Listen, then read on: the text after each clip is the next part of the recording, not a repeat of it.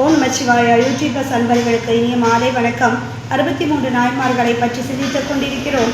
அவ்வகையில் இன்று நாம் சிந்திக்க இருப்பவர் எம்பிராட்டி காரைக்கால் அம்மையார். காரைக்கால் கடல் துறைமுக நகரம். அந்நகரில் புனிதவதியார் தோன்றினார். தந்தையார் தனதத்தர். நாகைப்பட்டினத்து பரமதத்தனுக்கு திருமணம் செய்து வைத்தனர். காரைக்காலிலேயே தனி மாளிகையில் வாழ்ந்து வந்தனர். இளமை முதலே அம்மையார் ஆண்டவனிடத்தும் அடியாரிடத்தும் அன்பு பூண்டவர்.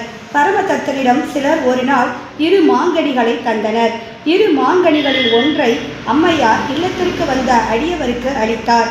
உணவு கொள்ள வந்த கணவனுக்கு அம்மையார் 1 மாங்கனியை படைத்தார். அதன் சுவை அறிந்து மீதமுள்ள மாங்கனியையும் தருமாறு கணவன் கேட்டார். அம்மையார் அதனை எடுத்து வருவார் போல் முன் சென்று இறைவனிடம் வேண்டினார். மாதேவர் கருணையால் மாங்கனி ஒன்று கிடைத்தது. அதனை உண்ட பரமதத்தன் உலகிலும் கிடைத்த கனி இம்மாங்கனி ஏதென வினவ அம்மையார் நிகழ்ந்ததை கூறினார். இன்னும் 1 மாங்கனி பெற்று தந்தால் நம்புவதாக கூறவே அம்மையார் மற்றும் 1 மாங்கனியை பெற்றளித்தார். பரமதத்தன் உண்ண முயல மறைந்தது. அன்று முதல் அம்மையாரை தெய்வ பெண்ணாக கருதி தொடர்பின்றி வாழ்ந்தான். உறவினர்கள் அயல்நாடு சென்றபோது கப்பல் வணிகத்திற்காக சென்றவன் பாண்டி நாடு திரும்பி அங்கோர் பட்டினத்தில் வேறு மனம் புரிந்து மகப்பெற்று வாழ்ந்தான்.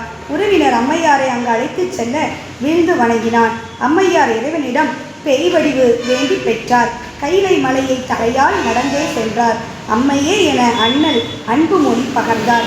அம்மையாரும் அப்பா என திருவடியில் வீழ்ந்தார். திருவலாங்காட்டில் என்றும் நம் திருவடிக்கு இருக்க என அருள் புரிந்தார் எம்பெருமான் சிவபெருமான். சிவாய நமக. திருச்சிற்றம்பலம்.